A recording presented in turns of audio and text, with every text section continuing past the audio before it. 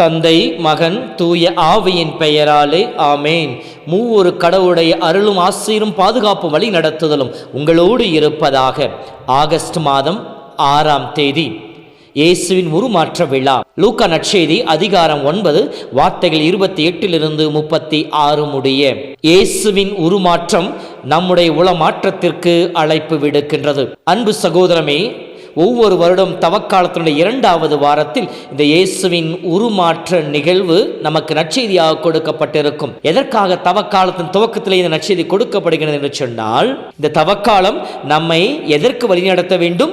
இயேசுவின் உயிர்ப்பின் மாட்சிமையிலே உயிர்ப்பின் மக்களாய் வாழ்வதற்கு நம்மை வழிநடத்த வேண்டும். ஆகவே அத்தகைய நோக்கத்தை கொண்டு இந்த தவக்காலத்திலே பயணிக்க வேண்டும் என்பதற்காகவே இந்த இயேசுவின் உருமாற்ற விழா நமக்கு கொடுக்கின்ற அழைப்பு என்ன என்று சொல்லி பார்க்கின்ற பொழுது, நம் ஒவ்வொருவருமே உளமாற்றத்தின் வழியாக இயேசுவின் மாட்சிமையில் பங்கெடுக்கின்ற மக்களாய், நிலை வாழ்வை சொந்தமாக்கிக் கொள்கின்ற மக்களாய், நித்திய வாழ்விலே இறைவனோடு ஒன்றித்திருக்கின்ற அந்த மகிமையின் மக்களாய் வாழவே அழைப்பு விடுக்கின்றது. அதற்காக அழைக்கப்பட்டோம் என்பதை நமக்கு சொல்லி காட்டுவதற்காகவும் அமைந்திருக்கின்றது. ஆம் அன்பு சகோதரமே, இத்தகைய மாட்சிமை நாம் பெற வேண்டுமெனில் நமக்கு தேவையானது என்ன? மலை அனுபவம். தாபோர் மலை அனுபவம் எவ்வாறு இயேசுவை உறுதிப்படுத்தி அவருடைய பாடுகளை சந்திக்க வைத்தது, இயேசுவினுடைய சீடர்களுக்கு உறுதி கொடுத்து அவருடைய சீடத்துவத்திலே பங்கெடுக்க அவர்களை இன்னும் அதிகமாக உற்சாகப்படுத்தியது. அதை போலவே நமக்கும் மலை அனுபவம் தேவை.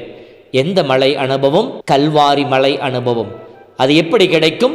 ஒவ்வொரு கல்வாரி வழியிலும், தெய்வீக திருப்பலியிலும் இந்த தாபோர் மலை அனுபவம் நமக்கு இறைவன் வெளிப்படுத்தி காட்டிக்கொண்டே இருக்கின்றார். இந்த கல்வாரி தெய்வீக திருப்பலி நம்முடைய வாழ்வில் இருக்கின்ற எல்லா விதமான மேடு வெள்ளங்களையும் சமதளமாக்கி, நம்முடைய வாழ்வின் கலக்கங்களையும் குழப்பங்களையும் பயங்களையும் அச்சங்களையும் போக்கி நம்மை இறைவனோடு இணைத்து இறை மாட்சியிலே பங்கெடுக்க செய்கின்ற ஒரு அனுபவமாக நம் வாழ்விலே அமைய வேண்டும். அதற்காக அருள் வேண்டுவோம். இன்றைய நற்செய்தியை நாம் படிக்கின்ற பொழுது, இயேசு தன்னுடைய நெருங்கிய சீடர்களாக இருக்கின்ற மூவரை அழைத்து கொண்டு உயர்ந்த இடத்திற்கு செல்லுகின்றார். அந்த இடத்தில் நடந்த நிகழ்வுகளை பாருங்கள். 7 நிகழ்வுகள். உயர்ந்த இடத்திற்கு எதற்காக செல்கின்றார்? முதல் நிலை, ஜெபித்து கொண்டிருக்கின்றார். 2வதாக அவருடைய முகத்தோற்றம் மாறுகின்றது. 3வதாக அவருடைய ஆடை பளீரென ஒளி வீசி தூய்மையாயிருக்கின்றது. 4வதாக மோசேயும் எலியாவும் தோன்றி அவரோடு பேசிக் கொண்டிருக்கின்றார்கள். 5வதாக அவருடைய இறப்பை பற்றி பேசி அவரை உறுதிப்படுத்துகின்றார்கள். 6வதாக விண்ணகத்திலிருந்து ஒரு குரலொலி கேட்கின்றது, தந்தையின் குரலொலி. 7வதாக இயேசுவின் சீடர்கள் அவருடைய மாட்சிமையிலே நிறைந்திருப்பதை உணர்கின்றார்கள். ஆம் அன்பு சகோதரமே, இந்த 7 நிகழ்வுகளும் நம்முடைய கல்வாரி வழியிலே நமக்கு நிகழக்கூடியதாக அமைய வேண்டும். இதை சிந்திப்பதற்கு முன்னால் அங்கே நடந்த அந்த மோசேயும் எலியாவுடைய தோற்றத்தை பற்றி காட்சியை பற்றி நாம் சிறிது அலசி பார்த்துவிட்டு மீண்டும் இந்த நிலைக்கு வருவோம். வெளிப்படையாக பார்க்கின்ற பொழுது மோசேயும் எலியாவும் ஏன் இயேசுவோடு தோன்றி உரையாடி கொண்டிருக்கிற சொல்லுகின்ற பொழுது, மோசே இறைவனுடைய சட்டங்களை பெற்று அதை மக்களுக்கு கொடுத்து மக்களை வழிநடத்தியவர். இறை சட்டங்களின் தொகுப்பாக இருக்கின்றவர் மோசே. எலியா இறைவாக்கினர்கள் மிகப்பெரிய இறைவாக்குகளின் மையமாக இருப்பவர் எலியா. ஆக இறை சட்டமும் இறைவாக்கும் இங்கே இயேசுவோடு உரையாடி கொண்டிருப்பதை சொல்லுகின்றது. இறை சட்டமும் இறைவாக்கும் இயேசுவில் நிறைவேற இருப்பதை சுட்டி காட்டுவதாக அமைந்திருக்கின்றது. இதைத்தான் மத்தேயு நற்செய்தி 5:17 இயேசு சொல்லுவார், திருச்சட்டங்களையோ இறைவாக்குகளையோ அழிக்க வந்தேன் என்று நினைக்க வேண்டாம், அழிப்பதற்கல்ல நிறைவேற்றுவதற்காகவே வந்தேன் என்று சொல்லுவார். தொடர்ந்து கல்வாரி மலையிலே சிலுவையிலே தொங்கிக் கொண்டிருக்கின்ற பொழுது இயேசு சொல்வது, தம்மில் அனைத்தும் நிறைவேறியதை உணர்ந்த இயேசு எல்லாம் நிறைவேறிற்று என்று சொல்லி உயிர் நீத்தார் என்று சொல்லப்பட்டிருக்கும். இயேசுவில் இறை சட்டமும் இறைவாக்கும் நிறைவேற இருப்பதையே இவருடைய தோற்றம் காட்சி வெளிப்படையாக சொல்லுவார்கள்.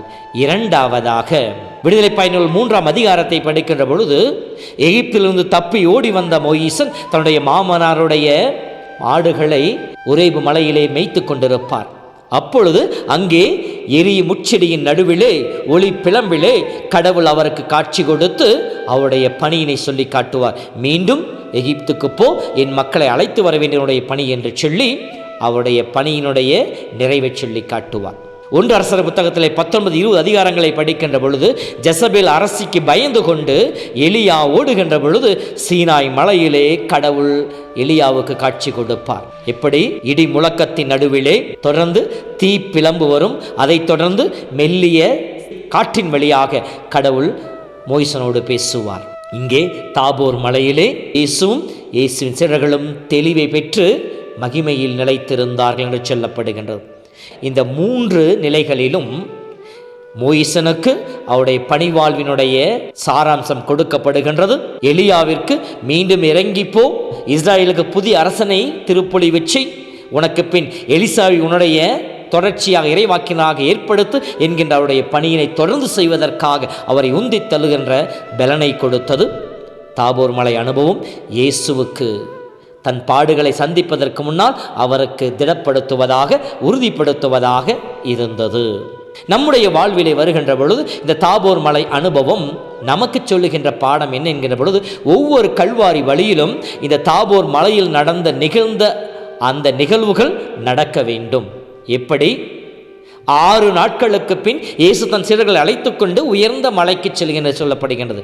7வது நாள் கல்வாரி வழியில நாம் பங்கெடுக்கின்றோம். தெய்வீக திருப்பலியிலே பங்கெடுக்க எதற்காக?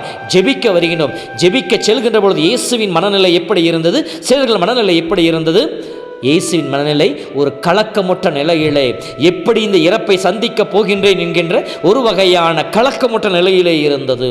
இயேசுவின் சீடர்களுக்கு இவர் மாட்சிமையின் மெசியாவாக இருப்பார் என்று சொல்லி எதிர்பார்த்து கொண்டிருந்தோமே, ஆனால் இவரோ பாடுகளை பற்றி பேசுகிறார், இறப்பை பற்றி பேசுகின்றார் என்று சொல்லி அவர்கள் குழம்பை நிலையில, அச்சமுற்ற நிலையிலே அவர்களும் இருந்தார்கள். இந்த நிலையிலே இருக்கின்ற பொழுது ஜெபிக்க இயேசு அவர்கள் அழைத்து செல்லுகின்றார். இது முதல் நிலை. நம்முடைய வாழ்க்கையிலும் கூட எத்தனையோ தருணங்களிலே இதே போல்தான் இயேசுவின் மனநிலையும் சீடர்கள் மனநிலையும் தான் நமக்கு இருந்தது.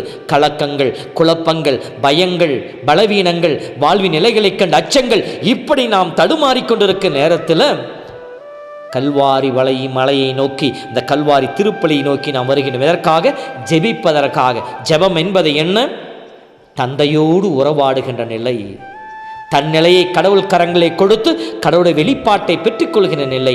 இந்த கல்வாரி வழியிலே முதல் நிகழ்கின்ற நிகழ்வு என்ன? ஜெபம். அங்கே நாம் ஜெபிக்க வருகின்றோம், தந்தையோடு உறவாட வருகின்றோம். 2வது நிலை, அவருடைய ஆடைகள் வெள்ளை வெளிரென தூய்மையாக இருக்கின்றது. இதை எதை சொல்லிக்கிறது? திருப்பலியின் துவக்கத்திலேயே மன்னிப்பு வழிபாடு நடக்கும். அந்த மன்னிப்பு வழிபாட்டிலே உண்மையான மன வருத்தத்தோடு நம்முடைய ஆடைகளை அல்ல, நம்முடைய ஆன்மாவை தூய்மையாக்கிக் கொள்ள வேண்டும். நம்முடைய ஆன்மா ஒளிர வேண்டும். நம் உள்ளத்தில் இருக்கின்ற எல்லா இருளும் அகற்றப்பட வேண்டும். அங்கே இயேசுவின் ஒளி ஏற்றப்பட வேண்டும். அப்படி இயேசுவின் ஒளி ஏற்றப்படுகின்ற பொழுது மத்திய நஷ்டில் நாம் படிப்பதை போல, தூய உள்ளத்தோர் வேறு பெற்றோர் அவர்கள் கடவுளை காண்பார்கள் என்பதை போல, கடவுளுடைய குரலை கேட்கவும் அவரை காணவும் நாம் தயாரிக்கப்படுகின்றோம். 3வதாக அவருடைய முகத்தோற்றம் மாறியது.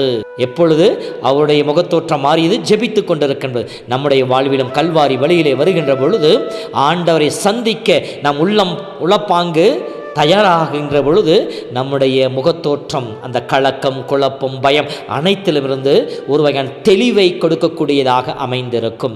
தொடர்ந்து மோசேவும் எலியாவும் இயேசுவோடு பேசிக்கொண்டிருந்தார்கள். அதுதான் இறை வார்த்தை வழிபாடு.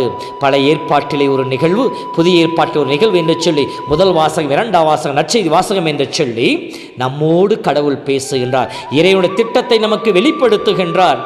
நம் வாழ்வின் நிலைகளை நமக்கு சொல்லி காட்டுகின்றார். நாம் தடுமாறுகின்ற தவறிப்போர் நிலைகளை நமக்கு எடுத்து காட்டி நம்மை மீண்டும் நேரிய வழியிலே கொண்டு வந்து சேர்க்கின்றார். அதைத் தொடர்ந்து தந்தையின் குரலொலி கேட்கின்றது. கல்வாரி வழியிலே நற்கரணை ஆண்டவரை வழியாக தந்தை நமக்கு முழுமையாக வெளிப்படுத்தி காட்டினார். இவரே அன்பார்ந்த மகன், இந்த நற்கரணை பிரசன்னத்தை வாழ்ந்து கொண்டிருக்கின்ற இவரே உன்னை மீட்க வந்த கடவுள், உன்னை தேடி வந்திருக்கின்ற இறை மகன், இவரில் நீ நம்பிக்கை வைத்து இவர் சொல்வதற்கு செவிசாய் என்று சொல்லி நம் ஒவ்வொருவருக்கும் அழைப்பு விடுக்கின்றார். அந்த குரலை கேட்ட சீடர்கள் மன தெளிவை பெற்றதை போல நம்முடைய வாழ்விலும் நற்கரணை ஆண்டவரை நாம் நாவிலே சுவைக்கின்ற பொழுது, அனுமதிக்கின்ற பொழுது, இயேசு நம்மிலே வந்திருக்கின்றார், இயேசுவின் மாட்சிமையில் நாம் பங்கெடுத்திருக்கின்றோம், அந்த உணர்வு நமக்கு வர வேண்டும். நம் உள்ளத்திலே இருக்கின்ற பயங்களும் கலக்கங்களும் குழப்பங்களும் இருளும் நீக்கப்பட்டு ஆண்டவருடைய மாட்சிமையிலும் மகிழ்ச்சியிலும் சந்தோஷத்தை பெற்றுக்கொண்ட மக்களாய், தெளிவை பெற்றுக்கொண்ட மக்களாய் நாம் அங்கிருந்து வெளியேற வேண்டும். எப்படி ஒரேபு மலையை நோக்கி செல்கின்ற பொழுது இயேசு சீடர்களும் இயேசுவும் ஒரு கலக்கத்தோடு சென்றார்கள். அங்கே இருந்து இறங்கி வருகின்ற பொழுது தெய்வீக மாட்சிமையை கண்ட மகிழ்வோடு வந்தார்களோ, அதை போலவே நாமும் கல்வாரி வழிக்கு வருகின்ற பொழுது, தெய்வீக திருப்பலியிலே பங்கெடுக்க வருகின்ற பொழுது எத்தனையோ கலக்கங்களோடு குழப்பங்களோடு வருகிறோம். இங்கிருந்து நாம் திரும்பிச் செல்லுகின்ற பொழுது உளம் மாற்றம் பெற்றவர்களாக, ஆண்டவரை சுவைத்தவர்களாக செல்லுகின்ற பொழுது நம் வாழ்வில் ஒரு அர்த்தம் கிடைக்கும், தொடர்ந்து பயணிப்பதற்கான ஆற்றல் கிடைக்கும். நாம் செய்ய வேண்டியதை கடவுள் நம்முள்ளிருந்து நம்மோடு பேசி நமக்கு சொல்லிக் கொடுப்பார். ஆண்டவர் தாமே உங்களோடு இருந்து உங்களை வழிநடத்துவாராக. எல்லாம் வல்ல இறைவன், தந்தை, மகன், தூய ஆவியின் பெயராலே ஆமேன். கடவுளே